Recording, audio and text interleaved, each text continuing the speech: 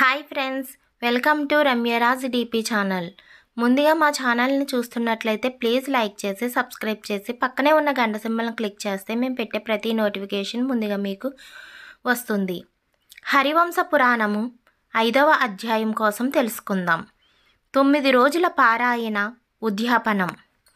తరువాత వైశంపాయనుడు ఇలా చెప్పాడు: ఇలా వ్రతం చేసి ఉద్యాపనము ఆచరించాలి. ఫలితము కోరు భక్తులు ఈ వ్రతం యొక్క ఉద్యాపనం కృష్ణాష్టమి ప్రతోద్యాపనంలాగా చెయ్యాలి. వ్రతం చేసిన వారు డబ్బు లేని వారైతే వారు ఉద్యాపనం చేయనక్కర్లేదు. వారు కథను వినుట చేతనే పవిత్రులైన విష్ణు భక్తులవుతారు. ఇలా 9 రోజుల యజ్ఞం పూర్తి అయిన తరువాత విన్నవారు హరివంశ పురాణ పుస్తకానికి కథ చెప్పిన వాడికి భక్తితో పూజ చెయ్యాలి. ప్రసాదము, తులసిమాలలు విన్నవారికి సమర్పించాలి. తరువాత మద్దెల తాళములతో అందమైన సంకీర్తనం చెయ్యాలి. జయశబ్ద, నమస్కార శబ్దములు పలికి శంఖం పూరించాలి. బ్రాహ్మణులకు, యాచకులకు ధనము, భోజనము పెట్టాలి. కథ విన్న తర్వాత లక్ష్మీదేవితో కూడిన శ్రీహరి యొక్క బంగారు మూర్తిని దానం చేయాలి. బిచ్చగాళ్లకు వస్త్రం ఇయ్యాలి. యథార్థము తెలిసిన మునులు ఈ విధానమును చెప్పినారు. వ్రతమంతా పూర్తి అయిన తరువాత ఒక శుభమైన రోజున పట్టు వస్త్రం ధరించాలి. బాగా అలంకరించుకుని పురాణ పుస్తకాన్ని గంధము, పుష్పమాలలతో పూజించి పిండి వంటలతో కూడిన భోజనమును నివేదన చెయ్యాలి. బంగారం మొదలైన విలువగల వస్తువులను దానం చెయ్యాలి. పుణ్యమైన ఈ హరివంశ కథను వినిపించిన వారు 1,000,000 కల్పముల కాలము బ్రహ్మలోకంలో ఉంటారు.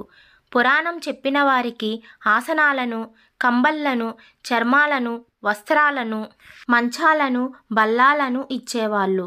స్వర్గలోకము చేరి ఇష్టమైన భోగాలను అనుభవించి బ్రలోకము మొదలైన స్థానములందుండి ఆనందిస్తారు. పురాణమును కప్పుటకు వస్త్రం ఇచ్చేవాళ్ళు జ్ఞానవంతులవుతారు. మహాపాపములు, ఉపపాపములు చేసిన వాళ్ళు పురాణం వినట చేతనే పరమపదాన్ని పొందుతారు. హరివంశాన్ని రాసి పురాణం చెప్పేవాడికి ఇస్తే భూదానం చేసిన ఫలితం కలుగుతుంది. హరివంశాన్ని పూర్తిగా వింటే రాజసూయ యాగము, అశ్వమేధ యాగము చేసిన ఫలం ప్రాప్తిస్తుంది. అన్ని విధాలైన దానాలు చేసిన ఫలితం కలుగుతుంది. రాజసూయ, అశ్వమేధ యాగాలు ఆయా యుగాల్లో ఇచ్చే ఫలాన్ని కలియుగంలో హరివంశం వినుట చేతనే సమకూరుతుంది. శ్రద్ధ కలిగి ఆస్తికుడైన వాడు ఇంద్రియ నిగ్రహం కలవాడై హరివంశాన్ని ప్రారంభిస్తే పాపాలు వణికిపోతాయి, విఘ్నాలు మండిపోతాయి. హరివంశము మొదలుపెట్టి పూర్తి చేసిన వాడు తాకితే చూచినప్పటికీ విష్ణుమూర్తిని చూచిన ఫలం కలుగుతుంది. హరివంశం విన్నవాడికి 3 జన్మల పాపాలు నశిస్తాయి. కోరిన ఫలం ప్రాప్తిస్తుంది. హరివంశ కథను వినాలని కోరిక కలిగితే వాడు మహాపుణ్యాత్ముడని గ్రహించాలి. అన్ని పురాణాలు, వేదాలు, ధర్మశాస్త్రాలు హరివంశ పురాణంతో ముడిపడినట్లుగా వ్యాస మహర్షి రచించాడు. పౌరాణికుడు పాపాత్ములకు వేదములను, పురాణ ధర్మశాస్త్రాలను నిందించేవారికి వినిపించకూడదు. పురాణం విని సంతోషించిన మనసుతో పౌరాణికుణ్ణి పూజించాలి. అక్షరాలను స్పష్టంగా పలికేవాడు మంచి జన్మ విద్య సంస్కారాలు కలవాడు. కోపం లేనివాడు, వాదోపవాదాలు చెయ్యనివాడగు వక్తకు పూజ చెయ్యాలి.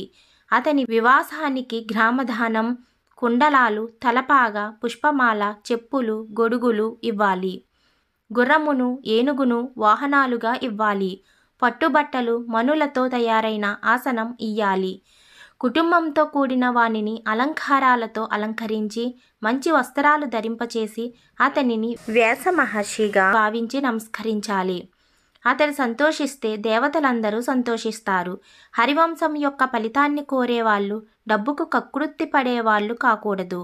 బంగారు అలంకారాలు కల చక్కని ఆవును, దూడతో కూడా దానం చెయ్యాలి.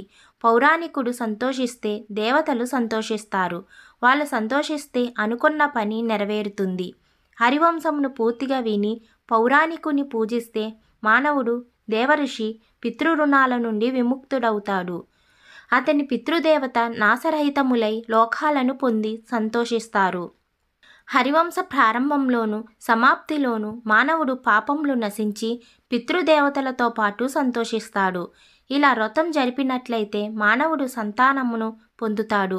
ధనము, ఆరోగ్యము, ఆయుషు, సౌభాగ్యము, గుణసంపత్తిని, గౌరవమును పొందుతాడు. ఇందులో సంశయము లేదు.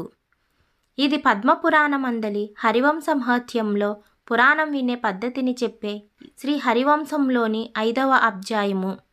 Thanks for watching friends. ఈ వీడియో కనుక మీకు నచ్చినట్లయితే ప్లీజ్ కామెంట్ చేసి షేర్ చేయండి.